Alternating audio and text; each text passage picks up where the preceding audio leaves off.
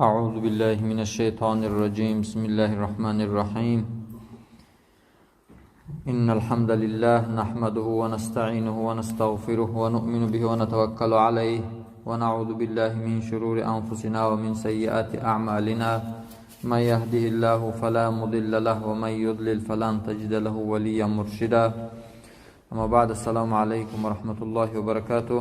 بسم الله الرحمن الرحيم. ويطوف عليهم ولدان مخلدون إذا رأيتهم حسبتهم لؤلؤا منثورا.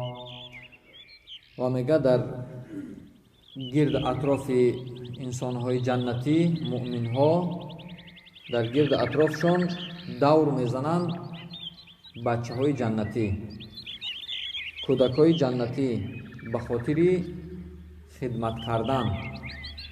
در دستهاشون همون صحن‌ها، همون کاس‌ها، همون گلاس‌ها، همون ضیافت‌ها و برای خدمت آمده در گرد جنتی خودش تکیه زده است. انسان جنتی در یک مقصد کتی جنتی اون باشه، در گردش آمده دور خورده همیشگی در خدمت هستند. وقتی که با اونها انسان جنتی نگاه میکنه، فکر میکنه که از زیباییشون، از خوشرویشون، از حسن جمالشون فکر میکنه که مثل در و یاقوت هست که یعنی اون را پوشش میتی، در زمین پوش خورده میروه. اگر در یاقوت در دست باشه یک جلو میتی، یک کمی خلاص. وقتی که پوش میتی به زمین هر طرف پوش خورده رفتن میگیرد، پهن شده جلوش زیادتر شدن میگیره. از حسن از دیدنش انسان خوشش میاد. وقتی که در جنت پهن شده میرن در گرد انسان جنتی، دیده چقدر از حسن جمالشون، از زیباییشون راحت میکند. و اذا رأیت ثم رأیت نعیما و ملکا کبیرا. و وقتی که میگه دیدی که هر طرف نگاه کردی، به هر طرف جنت، چی به بالا چی به پایین، چی به طرف دست راست چپ، به پیش و پس، به هر طرف که انسان نگاه میکند چقدر نعمت‌های گوناگون میبینی که از وصف انسان بیرون است، که از یعنی تعریف انسان بیرون است. هرچی اگر تو وصف تعریف کنی، این خیلی زیبا است، این خیلی رنگارنگ است، این خیلی یعنی خوشبو است، این خیلی خوشمزه است، اون از وصف این میکردگی انسان بیرون است، بالا است. الله چقدر زیبا و آفریدگی است. و ملک بزرگی رو که یعنی آخر نداره. وقتی که زیبایی جنت انسان چشمش نظر میکنه.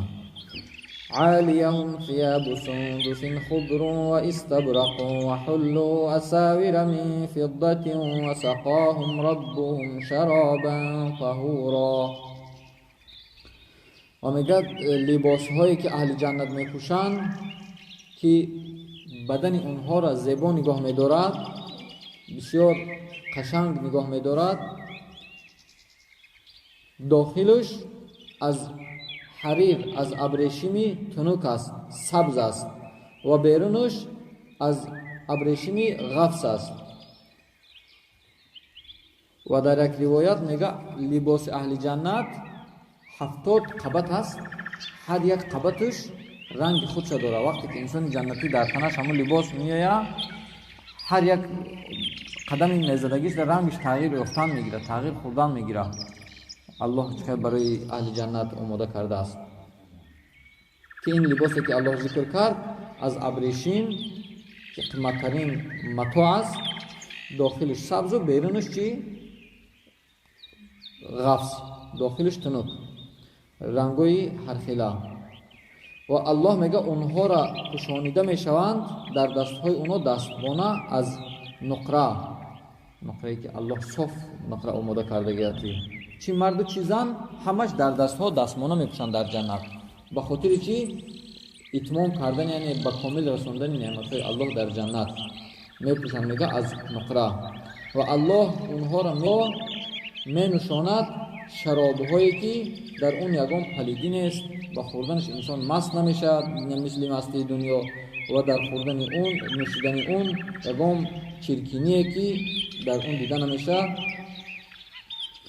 و بعضی مفسرها گفتن به سبب نوشیدن همین شراب در قلب مؤمن ها که در دنیا مثلا به یکدیگر کینه داشت، انسان بغض داشت، حسد داشت، بخل داشت، بدبینی داشت، کبر داشت، از دلش میره، دلش پاک و صفا میشه، مثل آینه که تازه میشویش با همون آبهای صابونهای قیمت تازه میشه که یگان ذره چرکینی نمیمونه، مثل همون ظرف داخل قلب انسان پاک میشه، تازه پاک و صفا میشه.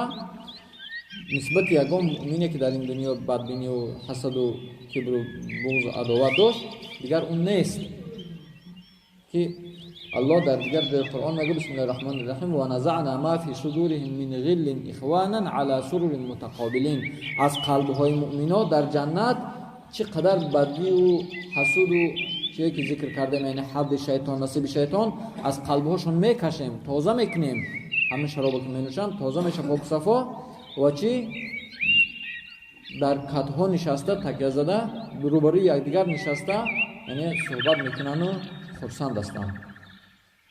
این هذا کان لکم جزاء و کان سعیکم مشکورا.